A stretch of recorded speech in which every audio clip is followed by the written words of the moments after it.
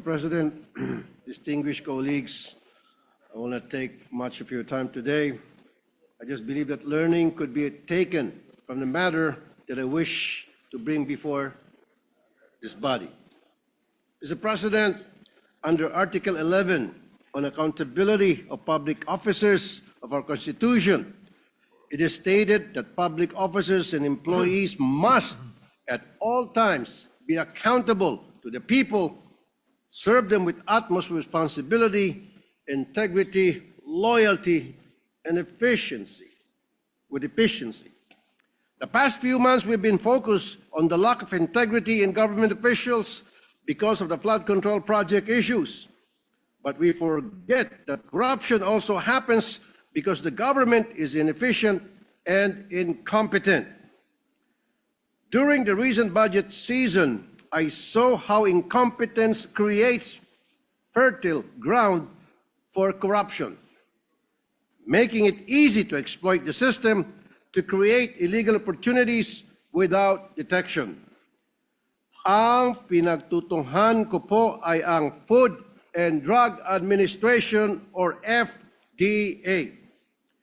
During the October 1 DOH budget hearing, I criticized FDA for its negligence on the continued sale of unregistered products that pose health risk. Bakit pala sila issue ng mga health advisory warning kung wala man lang effort on their part to implement these advisories? The FDA defended itself by saying it only has 890 plantilla employees, which limits its ability daw to monitor the banned products. But this is really unacceptable. Kung ayaw, maraming dahilan. If FDA is really serious, they can assign people to monitor these cases by simply calling drugstores, shops, and online marketplaces to check if they are still selling banned products. Or they can even utilize AI, develop a program that would make the job easier for them. At that point, I directly challenged FDA Director General Paulo Teston that if by next hearing these banned products are still being sold in the market, he should resign from his post because the public is clearly not benefiting from his leadership. True to FDA's poor reputation, they sent out a letter to Shopee, Lazada, and TikTok only on this November 7, more than a month after the hearing. That is why, during the subsequent plenary budget debates on November 26, I was no longer surprised that the prohibited products were still available online. Thus, I confronted FDA again to DOH Secretary Ted Herbosa. Mr. President, I would like to show a short video of what transpired.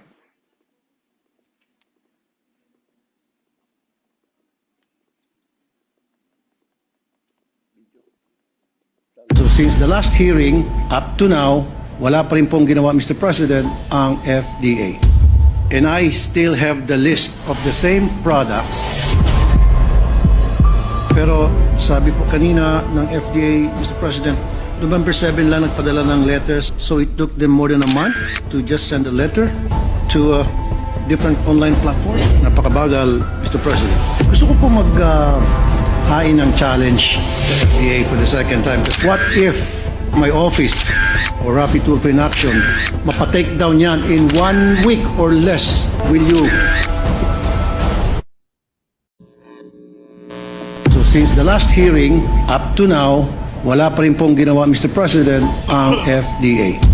And I still have the list of the same products. Pero sabi po kanina ng FDA, Mr. President, November 7 lang nagpadala ng letters, so it took them more than a month to just send a letter to different online platforms. Napakabagal, Mr. President. Gusto ko po hain ng challenge sa FDA for the second time. What if my office or Rapid Tool for Inaction mapatake down yan in 1 week or less? Will you? ask him to resign. Challenge taken. Sumagot na po ng yes si Secretary, Mr. Thank you. President. Thank you very much.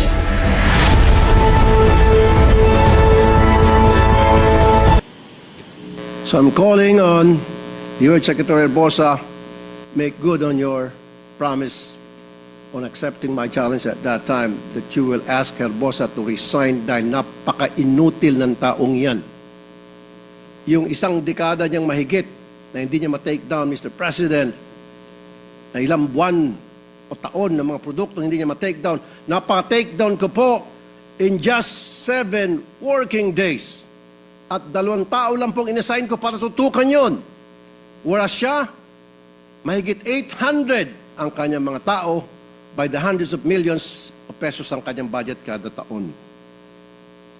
Mr. President, the most recent challenge I posed to FDA said that if I could have mentioned the mentioned products and accounts removed by Shopee, Lazada, and TikTok within 7 days, Director General Teston should resign. At again, sinabi nga po ni Secretary Bosa, challenge accepted. The deadline was December 9, 2025. Ipapakita ko po sa inyo na with just 2 of my staff working, nagawa po namin ang trabaho na hindi niya kayang gawin sa loob ng mahigit 1 dekada at sa ibang mga produkto, taon nang inaabot at buwan pa.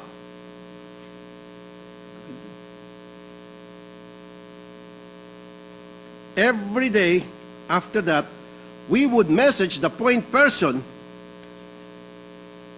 of Shopee, Lazada, and TikTok asking for the status for request.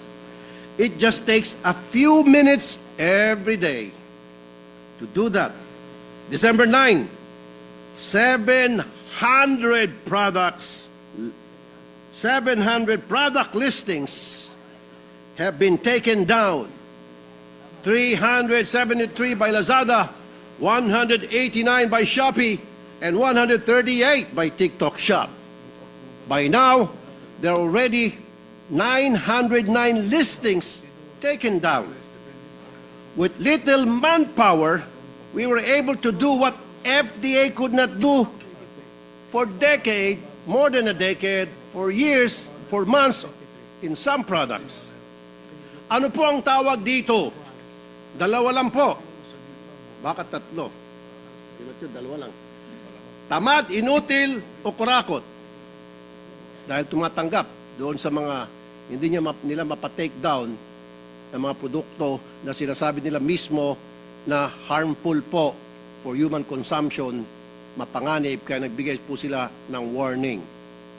Mr. President, FDA's mandate is to ensure the safety, efficacy, or quality of health products or consumer products that may have an effect on health. But more than just protecting the people's health, what we don't immediately realize is that FDA regulates so many businesses, food, drugs, cosmetics, medical devices, household and urban pesticide products, and other household and urban hazardous substances. The value of these businesses reach about 7.2 trillion pesos. Ang laking pagkukurakutan. Trilyon. Ang laking halaga ng negosyo ang nasa kamay ng FDA.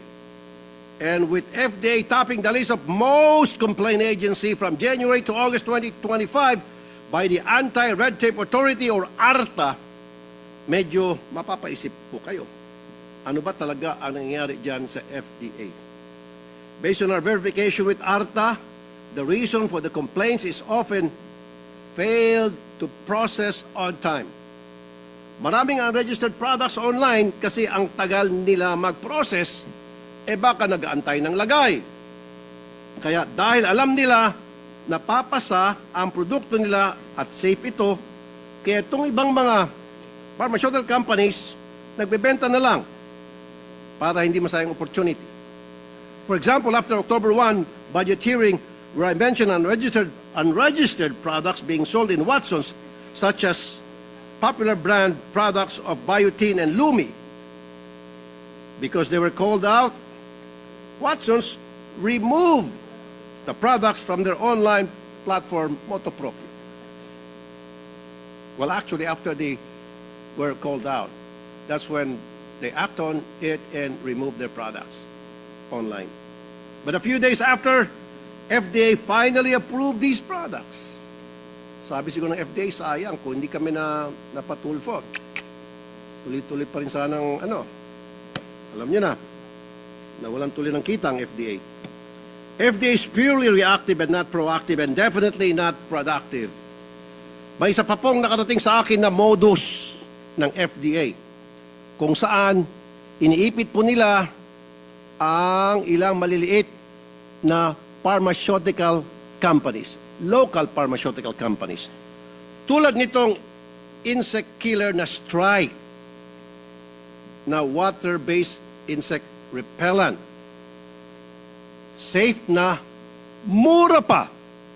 5 taon na sila sa merkado at walang reklamo.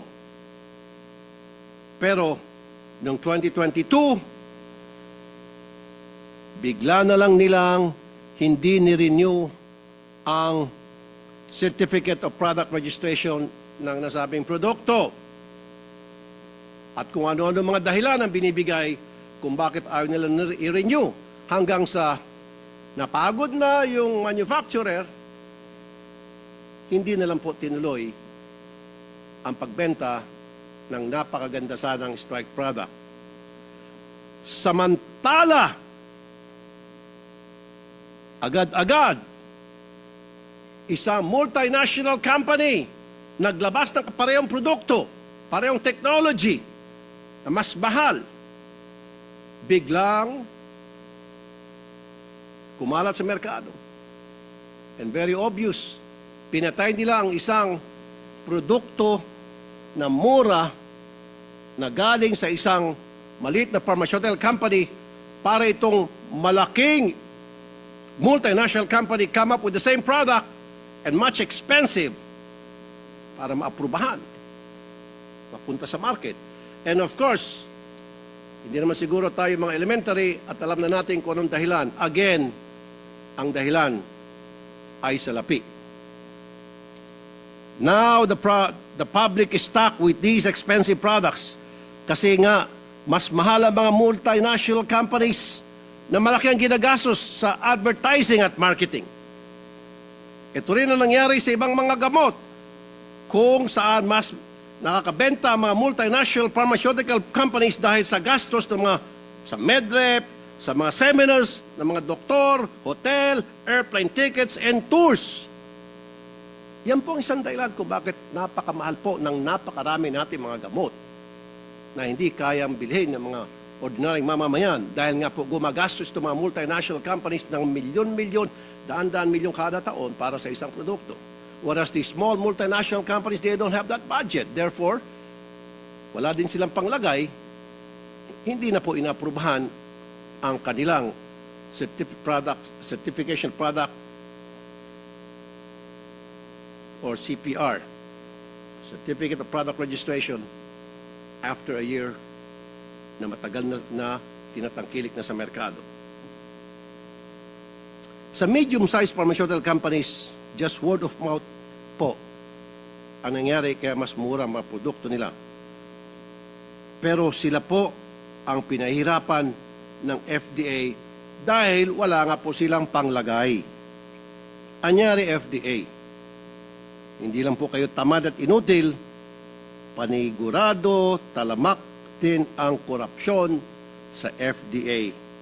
Kahit ano pang sagot, there is something wrong. It is bothering that we spend so much money on trying to deliver health services to our people when here is an agency under the DOH doing the exact opposite. Ang FDA ay nagiging dahilan bakit nagkakasakit palalo ang mga tao dahil hindi nila ginagawa ang kanilang trabaho. Mapanganib sa kalusugan ang ilan sa mga produktong pinatanggal po namin. Pinatake down namin. Tulad ng Hokkaido sleeping pills. Hokkaido slimming pills na may amphetamine na sangkop sa shabu. Ang ibang produkto naman ay maaaring magdulot ng severe heart, kidney, hormonal, and neurological complications, including cancer risk, dangerous blood pressure changes, and life-threatening electrolyte imbalances. Hindi po ginawa ng FDA ang kanilang trabaho, pinabayaan lang po ng mamayagpag, patuloy pa rin na mabibilian sa merkado through online. Mr. President, under Internet Transactions Act of 2023, Shopee, Lazada, or TikTok Shop as an e-marketplace is expressly required to prohibit the sale of regulated goods unless the necessary permits and license information are provided, and sellers are contractually obliged to follow all applicable sale procedures and limitations. They are likewise mandated to provide an effective and responsive redress mechanism for reporting listings that violate Philippine laws. My office used these as basis to have the products taken down from their platform, and they complied accordingly. Ano po ang mahirap doon, FDA? That is not even my office's mandate and expertise, and yet we were able to do it. Indeed, there's a need to cleanse the ranks of FDA. Nakailang palit na po ang head dyan. Wala pa rin po nagbabago. It seems that they have not found one with a stern hand na magtatanggal na masasamang damo sa FDA. Dahil meron pong madami dyan, inutil, tamad at korap. Again, we spend so much money on health to address the medical concerns of our people. So it is unacceptable that if the people get sick because of these government agency and the DOH, what should we do? Secretary Bosa, make true to your word for the sake of the health of the Filipino people. Demand the resignation of FDA Director General Paulo Teston. FDA Director Paulo Teston, kung meron pang natitiyang hiya sa mukha mo, mag-resign ka na kasi inutil ka. Show to the people that you value their health more than anything else. Mr. President, my dear colleagues, thank you for listening, and I hope for everyone's support regarding this matter. Magandang hapon po. Thank you.